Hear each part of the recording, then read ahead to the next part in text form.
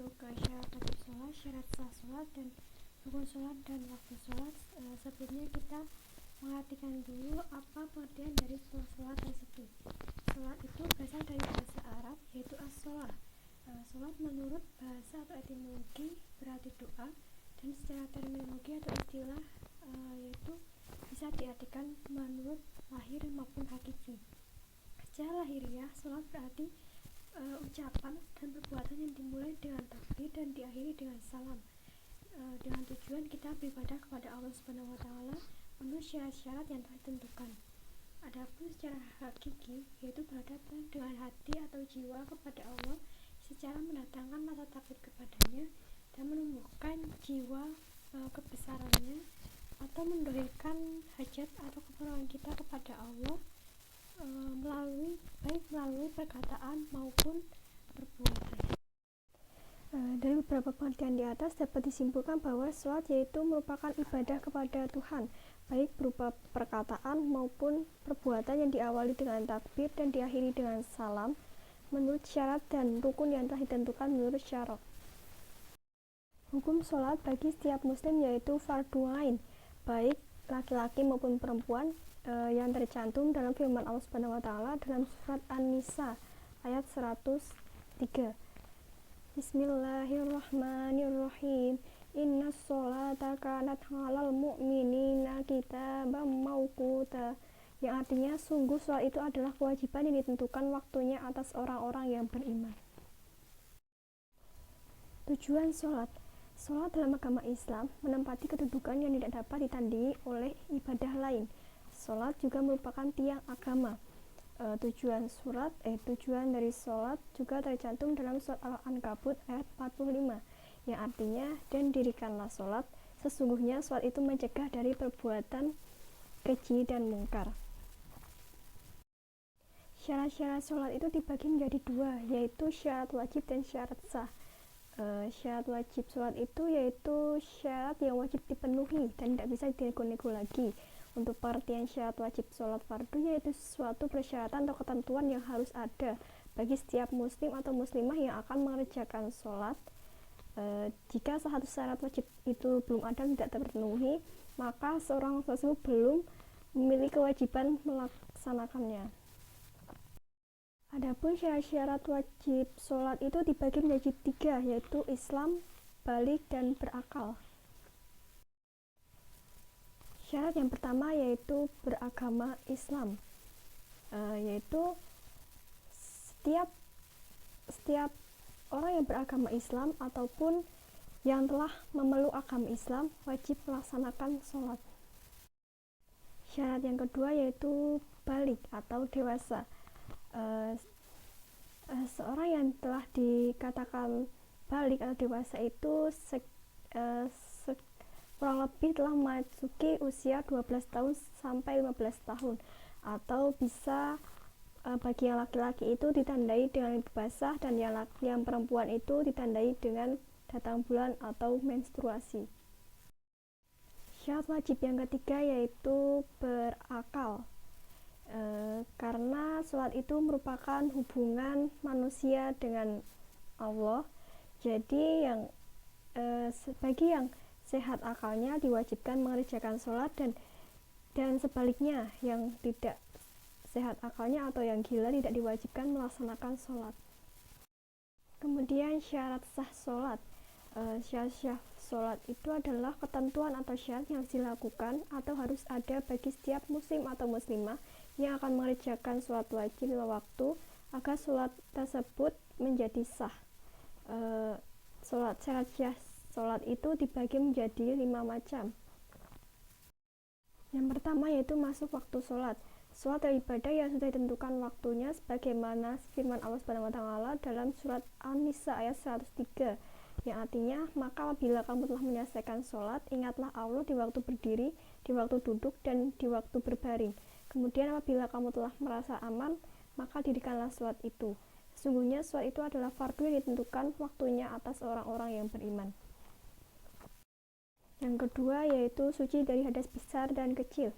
Rasulullah SAW bersabda dalam sebuah hadis yang artinya Allah tidak akan menerima sholat salah seorang di antara kalian jika dia berhadas sampai dia berwudu.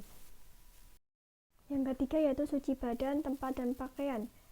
Seperti dijelaskan dalam hadis riwayat Bukhari dan Muslim, Rasulullah SAW bersabda yang artinya, apabila pakaian salah seorang dari kalian terkena darah haid, hendaklah ia mengeriknya kemudian membasuhnya dengan air. Setelah itu ia boleh mengenakannya untuk sholat. Yang keempat yaitu menutup aurat. Rasulullah SAW sangat memperhatikan penampilan umatnya, termasuk saat masuk ke masjid. Dalam Al-Quran surat Al-A'raf ayat 31 yang artinya, wahai anak cucu Adam, pakailah pakaianmu yang indah di setiap memasuki masjid. Yang kelima yaitu menghadap kiblat. Dalam kitab Manhajus Sholihin, Syekh Abdurrahman bin Nasir As-Sa'di rahimahumullah menulis bahwa menghadap kiblat menjadi salah satu syarat sahnya sholat. Perbedaan antara syarat wajib dan syarat sahnya sholat. Syarat wajib itu ada syarat yang menjadikan seseorang menanggung kewajiban untuk melaksanakan sholat. Di antaranya yaitu Islam, balik, dan mempunyai akal sehat. Jika salah satu syarat di atas tidak terpenuhi, maka tidak memiliki kewajiban untuk sholat. Seperti halnya anak kecil yang punya kewajiban untuk sholat, kan dia belum balik, walaupun sholatnya sah, tapi dia belum memiliki kewajiban untuk sholat. Sedangkan syarat sah sholat yaitu sesuatu yang harus dilakukan sebelum sholat agar sholatnya menjadi sah, namun bukan termasuk bagian dari sholat. Itu ada 5 perkara yang saya sebutkan, seperti suci dari najis, masuknya waktu sholat, menutup aurat, berdiri jika mampu, dan menghadap kiblat.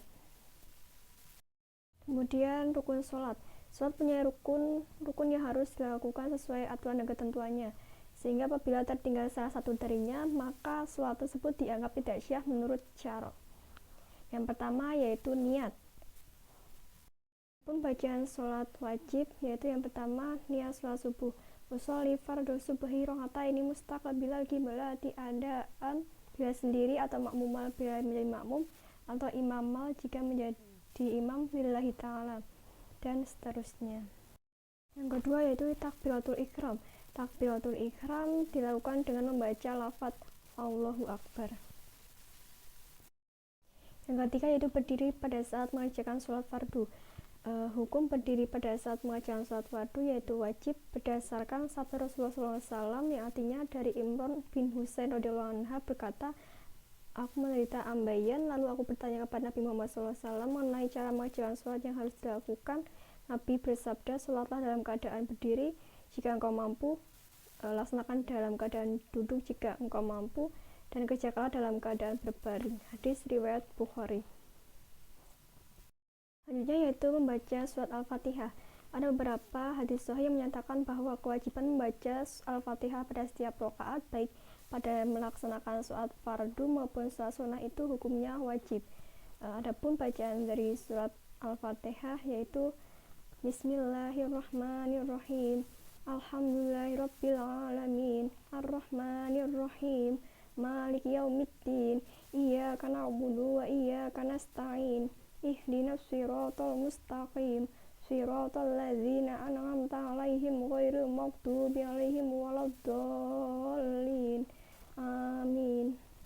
Yang selanjutnya yaitu ruku. Ruku dikatakan sempurna jika dilakukan dengan cara membungkukkan tubuh, di mana kedua tangan dapat mencapai dan memegang kedua lutut.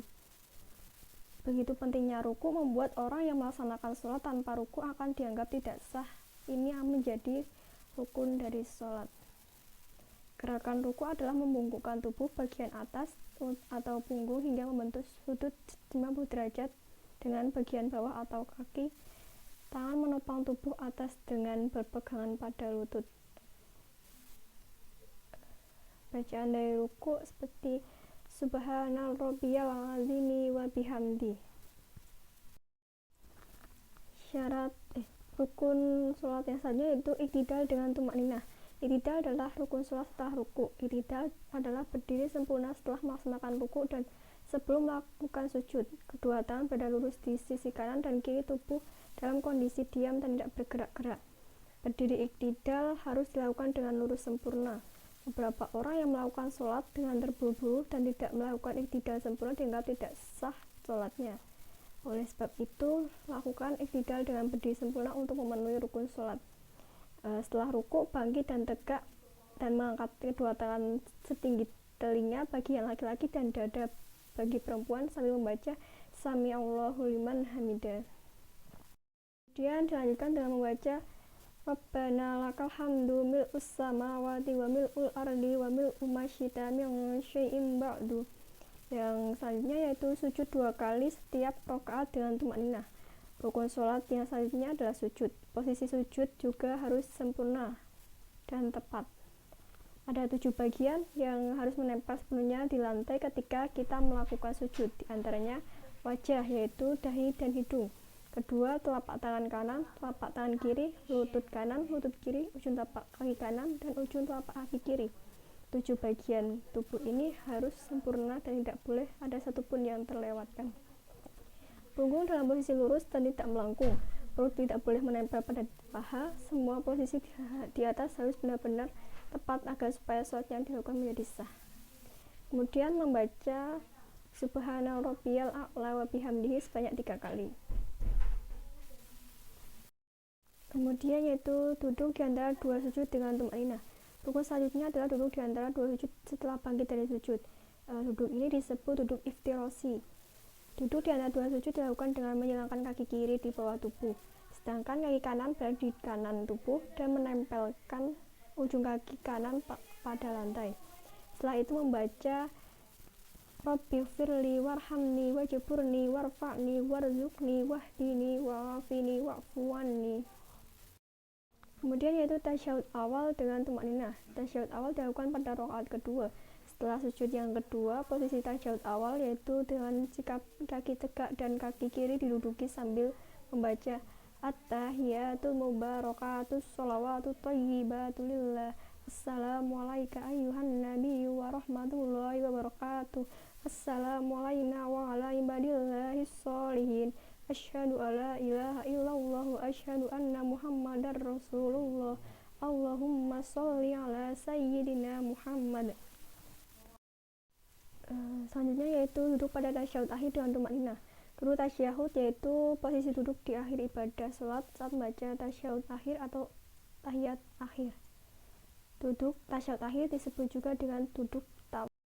Adapun bacaan tasyahud akhir yaitu Allahumma sholli ala sayyidina Muhammad kama shollaita ala sayyidina Ibrahim wa ala ali sayyidina Ibrahim wa barik ala sayyidina Muhammad wa ala ali sayyidina Muhammad kama barakta ala sayyidina Ibrahim wa ala ali sayyidina Ibrahim fil alamina innaka hamidum majid.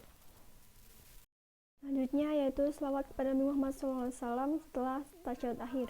Rukun sholat yang ini sangat penting, tidak boleh ditinggalkan, yaitu membaca selawat untuk Nabi Muhammad dan Nabi Ibrahim. Selanjutnya yaitu memberi salam. Setelah membaca salat Nabi, dilanjutkan dengan membaca salam sambil menoleh ke kanan dan ke kiri dengan mengucapkan Assalamualaikum warahmatullahi. Yang terakhir yaitu tertib. Tertib adalah melaksanakan semua rukun sholat secara urut tanpa terlewat atau terlompat-lompat. Mulai dari takbiratul ihram, membaca Al-Fatihah, ruku, iktidal, sujud, dan seterusnya. Tidak boleh ada gerakan yang tertinggal. Kemudian pembahasan yang terakhir adalah waktu sholat. Sholat itu tidak dilakukan dengan sembarang waktu, tapi telah ditentukan menurut syariat Islam, yaitu yang pertama di zuhur. Setelah zuhur, waktunya mulai dari matahari condong ke arah barat dan berakhir sampai bayang-bayang suatu benda sama panjang atau lebih sedikit dari benda tersebut. Dapat dilihat seorang atau sebuah tiang yang berdiri, bila mana bayang-bayangnya masih persis di tengah atau belum sampai menandakan waktu zuhur belum masuk. Kemudian asar. Salat asar waktunya mulai dari bayang-bayang suatu benda lebih panjang dari bendanya hingga terbenam matahari. Kebanyakan ulama berpendapat bahwa sholat asar di waktu menguningnya cahaya matahari sebelum terbenamnya hukumnya makruh. Kemudian maghrib. Sholat maghrib waktunya mulai dari terbenamnya matahari dan berakhir sampai hilangnya cahaya awan merah.